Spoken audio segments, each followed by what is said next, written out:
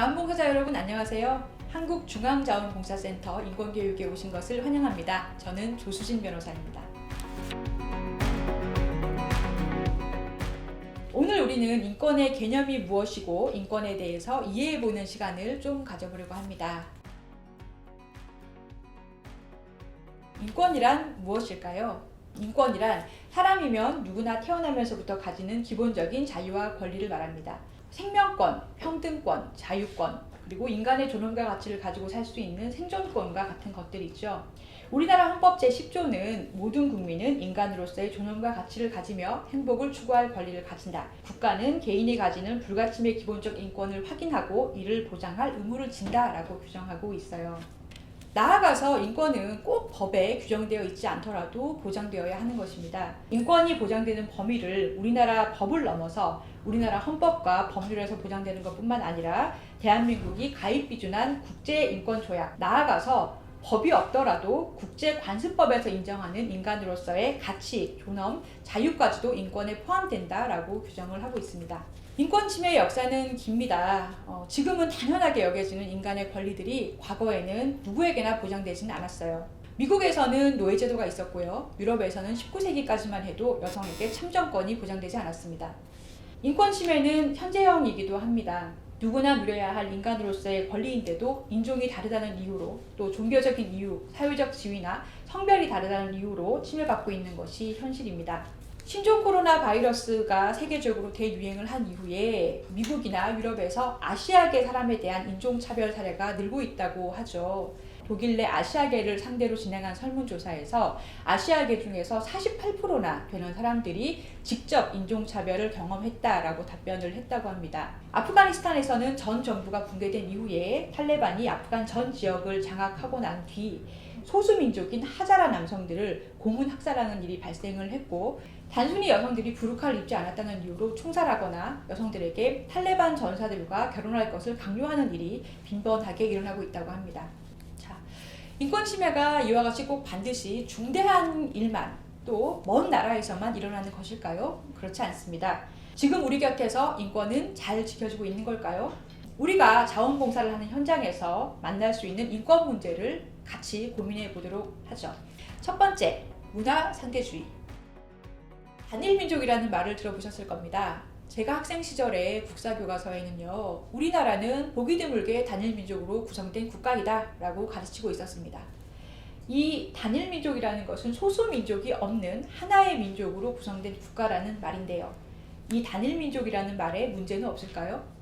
민족이라는 개념은 먼 과거에 국가 간의 이동이 자유롭지 않았을 때 생겨난 개념입니다. 산과 바다로 국경이 가로막혀 있어서 모든 사람들이 모여 살던 시절에 같은 가치, 같은 생활 방식, 종교와 이념을 공유하면서 자연스럽게 생긴 개념이었죠.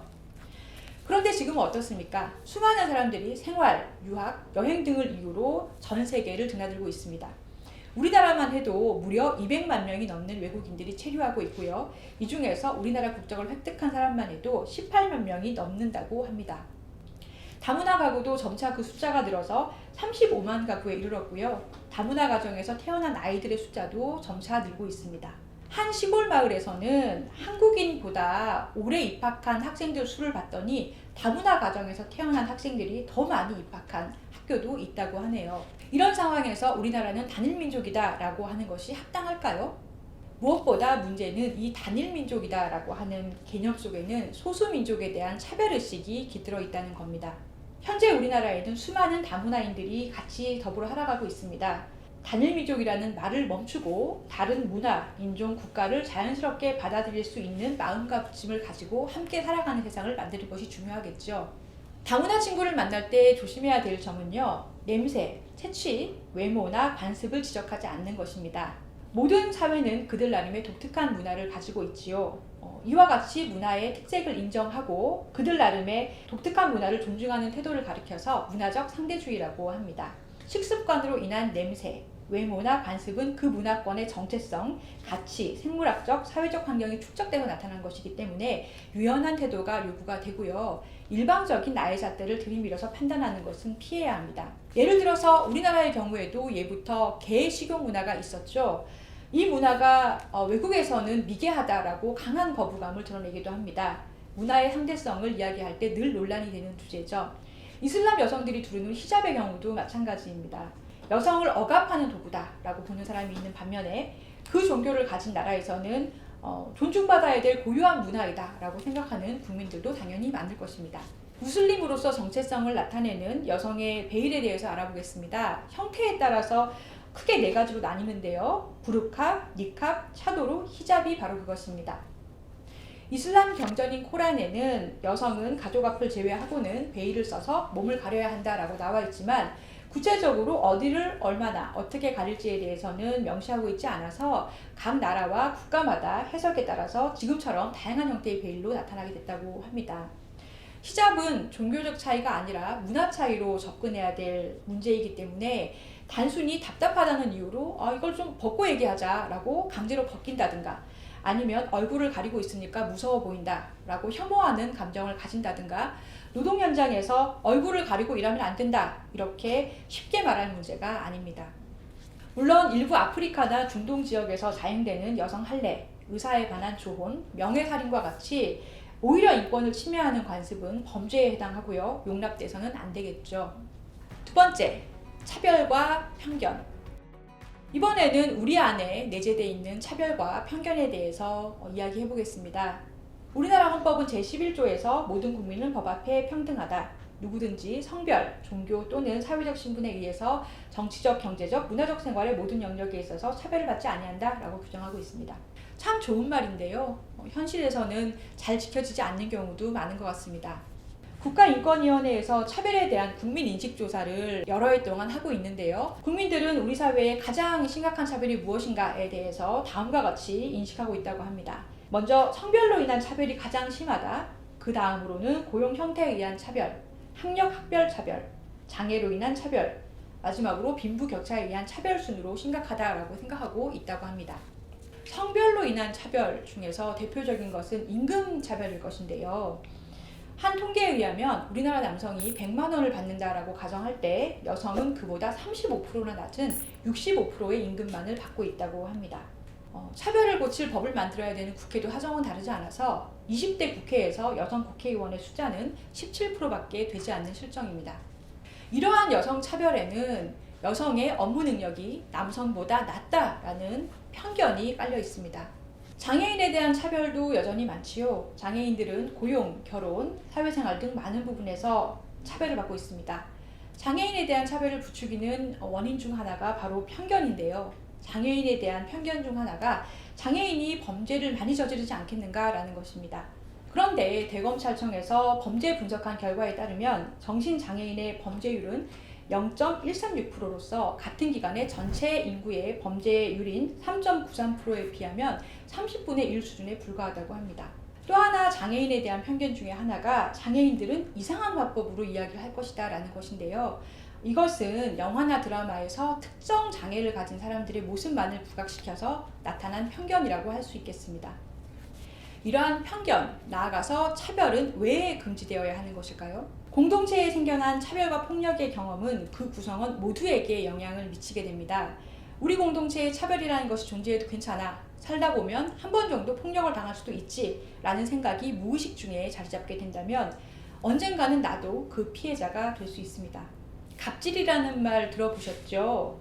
갑질이라는 것은 계약서를 쓸 때 집주인처럼 우위에 있는 사람을 갑이라고 쓰고 그 상대방, 나머지 계약 당사자를 을이라고 쓰는 데서 유래해서 사회적 지위가 우월한 사람이 보다 낮은 사람을 상대로 부당한 대우를 일삼는 것을 말하는 말입니다. 갑질 또한 사람에 대한 일종의 심리적인 폭력입니다. 유명 항공사의 부사장이 그 비행기 안에서 땅콩 서비스가 마음에 들지 않는다는 이유로 폭언을 하고 비행기를 회항시킨 이른바 땅콩 회항 사건이 굉장히 유명했었죠. 세계적으로 보도가 돼서 망신을 샀었는데요. 대표적인 갑질 사건입니다. 상대방이 나보다 을의 위치에 있을 때 그 사람이 저항하지 못한다는 이유로 편견과 차별의 감정을 드러낸다면 이 또한 갑질이 됩니다. 갑질을 당하는 사람은 그럼에도 불구하고 나의 지위에 불이익이 생길까 두려워서 기분이 나빠도 미소를 지으면서 죄송합니다 이렇게 말을 하게 되는데요. 여기서 현대사회의 대표적인 병적 현상인 감정노동이라는 것이 발생하게 됩니다. 감정노동이란 자신의 감정 상태와 상관없이 업무상 필요에 의해서 직장에서 원하는 상태, 즉 웃으면서 응대하는 것을 유지하는 상태를 말해요. 갑질을 당하는 만큼 감정노동의 강도도 점점 세지겠죠. 최근에는 감정노동으로 인한 우울증, 불면증, 공황장애 같은 산업재해 사례가 늘고 있다고 합니다. 과거에는 산재라는 것이 일을 하다가 팔이 부러진다든가 디스크가 생긴다든가 하는 것이었다면 지금은 마음을 다치는 산재가 늘고 있는 것입니다. 갑질의 피해자는 내 가족, 친구, 그리고 내 자신 모두가 될 수 있기 때문에 갑질은 우리 사회에서 반드시 없어져야 할 인권 침해입니다.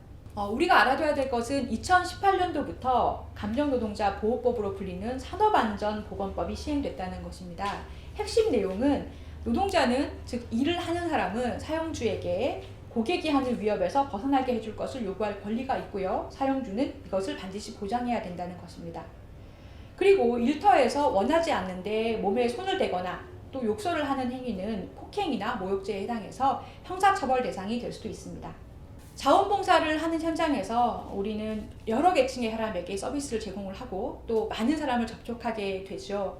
내가 누군가에게 차별을 하고 있진 않은지, 그리고 내가 인권 침해를 당했을 때 잘못된 것은 확실하게 가려내고 대응해야 하며 본인의 권리를 잘 알고 지키는 것이 필요하겠습니다.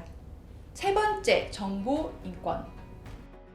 정보 인권이란 자신에 대한 정보가 누군가에 의해서 수집되고 이용되거나 제3자에게 제공될 때 내가 의미 있게 참여할 권리를 말합니다. 개인 정보란 것은요, 이름이나 주민번호처럼 개인을 식별할 수 있는 정보를 말하는데요. 단순히 이름뿐만 아니라 집 주소나 핸드폰 번호 같이 다른 정보와 조금만 조합하면 나를 가려낼 수 있는 것도 모두 개인 정보에 속합니다. 정보의 사용이 사람들에게 도움이 되는 경우도 많지만요, 부작용을 낳기도 하죠. 신용카드 이용 목록이 특정 업체의 마케팅에 활용이 되고 익명으로 올린 글이 명예훼손에 해당할 수도 있고요. 또 재산 규모가 금융기관에 공개돼서 금융상품의 판촉 대상이 되는 것 모두가 정보인권 침해에 해당합니다. 이처럼 정보는 어떻게 활용하는가에 따라서 이로울 수도 있고 해로울 수도 있는 양면적인 속성을 가지고 있는데요. 우리가 특히 조심할 것이 바로 인터넷, SNS입니다. 타인과의 교류를 목적으로 개발된 SNS가 활성화되면서 신상 노출이 점점 심해지고 있는데요. SNS에 서로 출신 학교부터 많은 정보를 올리기 때문에 내가 무심히 어떤 사람하고 밥을 먹고 있는 사진을 올렸을 때 그 사진 한 장에서 그 사람이 속한 집단, 거주 지역, 출신 학교까지 어렵지 않게 파악할 수 있습니다. 나에 대한 어떤 정보를 인터넷에 올릴지 말지는 대표적인 개인의 정보인권입니다. 즉 내가 어떤 사람에 대한 사진, 개인정보를 인터넷에 올릴 때 그 사람의 동의를 받지 않았다면 그 사람 입장에서는 자신이 어디에 언제 갔는지, 무슨 일을 했는지, 누구를 만났는지 등과 같은 개인정보가 인터넷에 올려지는 과정에서 전혀 결정권을 갖지 못하고 당한 셈이 돼서 정보인권 침해를 당한 것이 됩니다. 프라이버시권이 강한 프랑스에서는요, 부모라 하더라도 아이의 사진을 올릴 때 초상권을 보호해야 된다라는 법 규정이 있어서 때때로 법원에서 아이에 대한 사진을 삭제하라라는 삭제 명령이 내려지기도 한다고 합니다. 우리가 자원봉사 현장에서 접하게 되는 많은 타인에 대한 신상 정보, 그리고 그 사람의 초상권, 서비스 제공 과정에서 알게 되는 프라이버시 등은 모두 소중한 개인의 정보인권에 속합니다. 자칫 개인의 정보인권을 침해하는 일이 없도록 늘 주의해야겠습니다. 제도적 인권 침해는 법률로 막을 수 있고요. 또 1대1 관계에서 누군가를 대놓고 혐오하는 발언을 한다면 혐오 발언에 대한 규제로 또 막을 수가 있습니다.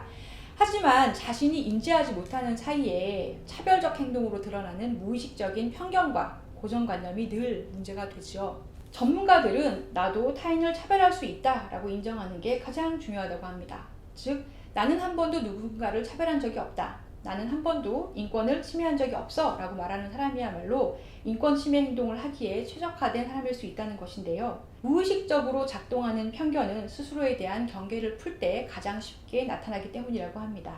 그렇기 때문에 인권은 꾸준히 학습해야 합니다. 인권의 범위는 시간이 지나면서 넓고 깊어지고 있습니다. 과거에는 생명을 침해당하지 않을 권리와 같이 신체 생명에 대한 권리라거나 자유롭게 이동할 권리와 같은 자유권이 중요한 인권으로 다뤄졌지만 지금은 우리가 살펴본 문화상대주의, 차별받지 않을 권리, 갑질을 당하지 않을 권리, 정보인권에 이르기까지 다양한 인권 개념이 사회 발전에 따라 등장하고 있습니다.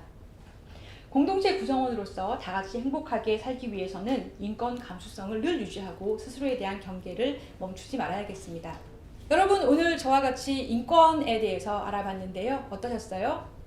여러분들에게 많이 기억에 남는 시간이 되셨으면 좋겠습니다.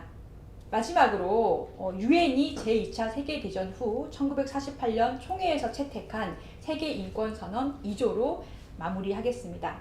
모든 사람은 인종, 피부색, 성, 언어, 종교, 정치적 또는 그 밖의 견해, 민족적 또는 사회적 출신, 재산, 출생, 기타의 지위 등에 따른 어떠한 종류의 차별도 없이 이 선언에 제시된 모든 권리와 자유를 누릴 자격이 있다. 인권이 강물처럼 흐르는 세상을 위해서 자원봉사자 여러분 모두와 저 모두가 노력했으면 좋겠습니다. 이상으로 강의 마치겠습니다. 들어주신 여러분 감사합니다.